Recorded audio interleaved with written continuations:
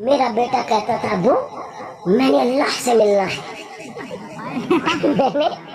अल्लाह से मिलना है, मुझे अल्लाह मिलेगा ना? तो मैंने कहा बेटा जरूर मिलेगा। तो उन्हें अपने आप को अल्लाह की जुदाई च गोली मार ली। डर फिटे मुंह तेरा वो देवबंदियां दा जेड़ा मतरूक जलील है तारक जलील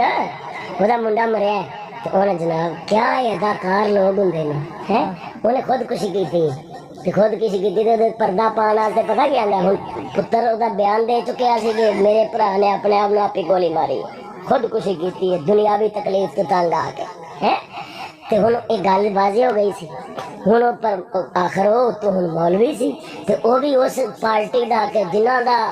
पीर मुर्शद जेड़ा इमाम है वो शैतान है।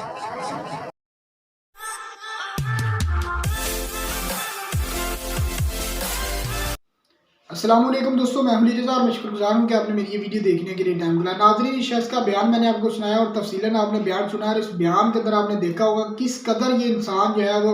मौलाना तारिक जमील साहब के बेटे आसम जमील जिसकी वफ़ात हो गई थी, जिसने अपने आप को जो है वो गोली मारी थी, खुदकुशी की थी, तो उस बात को लेकर और तारिक जमील साहब ने अपने बेटे के कुल शरीफ के ख़त्म के ऊपर जो बयान किया था, उस बयान को लेकर ये इंसान जो है वो मौलाना तारिक जमील साहब के बेटे को भी जो है वो तनकीद का निशाना बना रहा है और मौलाना तारिक जमील साहब को जो है वो भी तनकीद का निशाना बना रहा है। आपने एक बात सुनी होगी कि कुछ लोग होते हैं जिनको इस बात की तमीज़ नहीं होती कि हमने कौन सी बात किस जगह के ऊपर करनी है। तो नाज़रीन, ये बात इस शख्स के ऊपर बिल्कुल फिट होती है कि इस शख्स को भी बिल्कुल तमीज़ नहीं है कि मैंने जो है वो किस जगह के ऊपर कौन सी बात करनी है। इस इंसान को इस बात की शर्म महसूस नहीं हुई कि मैं मिंबर रसूल के ऊपर बैठ के जो है वो इतने बड़े जो है वो अलकाबात बोल रहा हूँ और वो भी मज़ाहिया तंज़म जो है ये इंसान बात कर रहा है। तो इस इंसान को इतनी तमीज़ नहीं है कि एक इंसान जो फोत हो जाता है उसके बारे में इस तरह के अलकाबात नहीं बोलने चाहिए। दूसरा, ये इंसान मौलाना तारिक जमील साहब के बारे में बात कर रहा था तो इसको इतनी भी जो है वो शर्म महसूस नहीं हो रही कि देखें